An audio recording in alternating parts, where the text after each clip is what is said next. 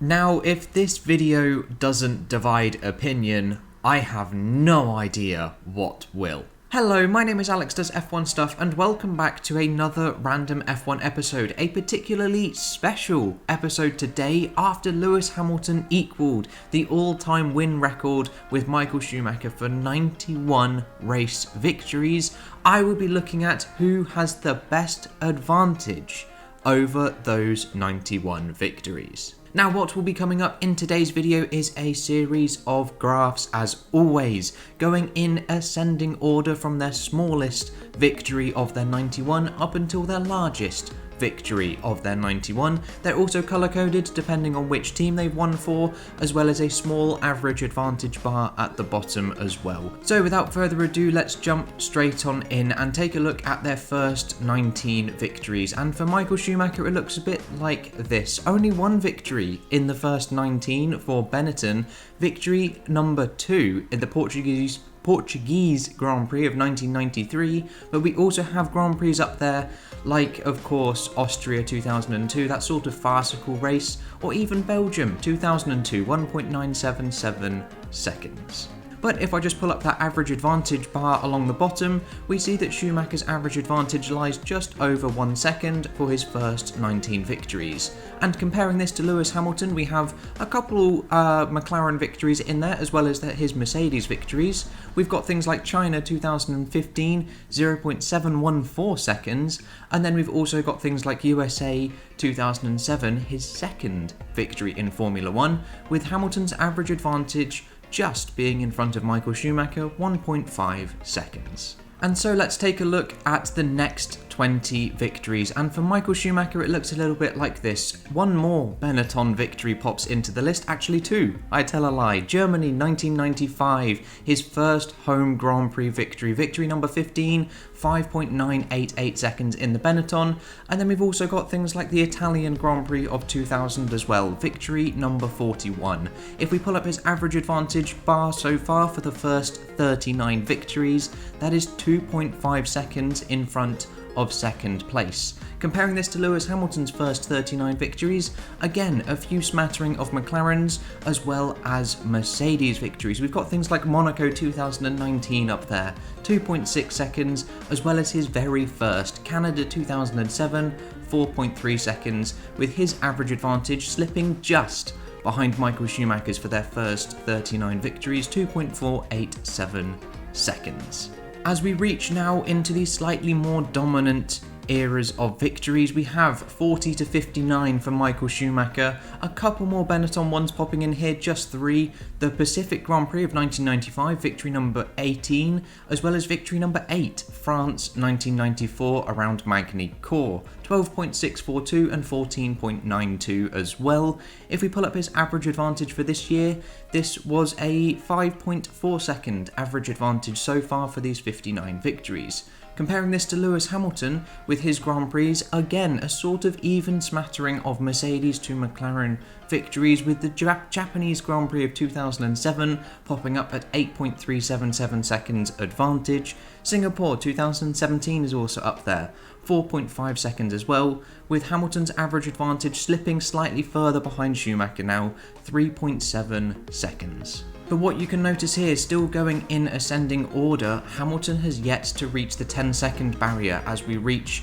victory number 59, whereas comparing it to Schumacher's victory 59, it is 14.9 seconds. So definitely Schumacher has had slightly more dominant victories than Lewis Hamilton so far. But let's compare it to their next set. This is going up to victory number 79 in ascending order, and this is the realm of what I would class a dominant race. Anything above 15, 16 sort of seconds I would say is a dominant victory. And we have his very first, Belgium 1992, 36.595 seconds. Absolutely bonkers gap there, with his average advantage now rising to just below 10 seconds, 9.944, and comparing this to Lewis Hamilton, we see that it is just nothing. It's not even comparing. There's still some slightly dominant victories, Abu Dhabi 2019, Hungary 2018 for example, but still nothing compared to Schumacher, with his average advantage being just under 6 seconds at 5.8. And then lastly, we jump on into their top 12 victories in ascending order of gap to second place. For Michael Schumacher, there is a lot of Benetton victories here compared to Ferrari victories, with his largest Ferrari victory being the 1997 Monaco Grand Prix, victory number 23, 53.3 seconds, compared to his largest race victory, Brazil 1994, 78.455 seconds. I'm fairly sure one of those, whether it was the top one or his second biggest margin, one of them was an entire lap.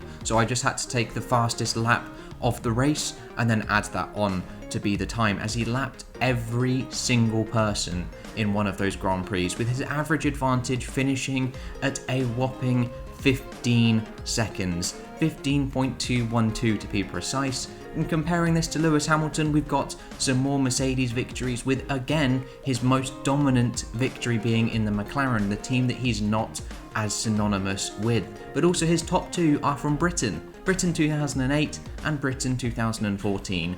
But with Hamilton's average advantage so far to second place being almost half that of Michael Schumacher at 8.276 seconds. However, I'm sure some of you are thinking this could be a little bit unfair, as you're including victories from Benetton and victories from McLaren along with their dominant teams. So what I've done is I've just had a little wins per team graph pulled up here. So for Schumacher, he's had 20 for Benetton compared to 22 in the McLaren for Hamilton, which means there were 71 Ferrari victories for Schumacher and 69 Mercedes victories for Hamilton so far. So I would say they're fairly even in terms of their synonymous team and then the team that they first started winning with as well. But if I then take into account the sort of average advantage with each team, it's a little bit surprising. So this graph coming up just shows their advantage for their first team that they started winning for versus their dominant team that they started winning for, their synonymous team that they are with. And for Hamilton, he had an average advantage in front of second place in the McLaren of 8.288 seconds, compared to Schumacher's average advantage in the Benetton to second place of 31.2 seconds. That is bonkers. With Hamilton's average advantage in the Mercedes to second place being 8.27 seconds, actually a tiny little bit slower than his McLaren dominance, and then also Schumacher's Ferrari years being a third of what it was in his Benetton years. So Schumacher was by far and away more dominant over second place in the Benetton than he was in the Ferrari, but also more dominant than Hamilton was as well by just over 2 seconds. And I've also just got another sort of visualization of this, and this is their gap to second place. So I've sort of grouped these together rather than looking at each individual race. We have 0 to 3 seconds, 3 to 6, 6 to 11, 11 to 16, 16 to 21, 21 to 26, and then 26 plus. So if we pull up Hamilton, he's had 27 victories under 3 seconds, compared to Schumacher, who has just 24. And then between 3 and 6 seconds, Hamilton has 24 and Schumacher 15. And if I just fill up the rest of these, going all the way up to 26 seconds plus to second place, you can easily see that Schumacher has definitely had far more dominant victories than Lewis Hamilton has. However, when I posted this picture to Twitter, they said it's a little bit unfair that you're looking at the margin to second place, as second place could be the teammate. So it could be Lewis Hamilton and Nico Rosberg get 1-2, they're 5 seconds apart, but then they're 30 seconds clear of third place. And then the same with Schumacher and Barrichello, for instance, or Schumacher and any of his Benetton teammates. So I went back through my data and I recalculated it.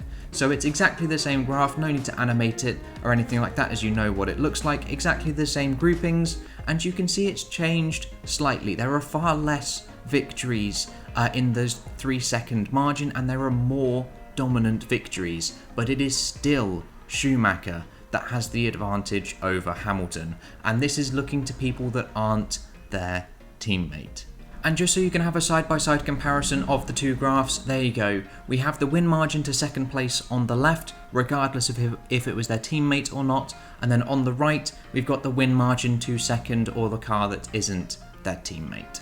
And so that is the end of my comparison between Schumacher's 91 victories and Hamilton's 91 victories. As with all of my statistics video, I don't end on a conclusion. I leave the conclusion up to you. I just present the data in as many sort of different ways as I can to try and give you an idea of what I'm on about.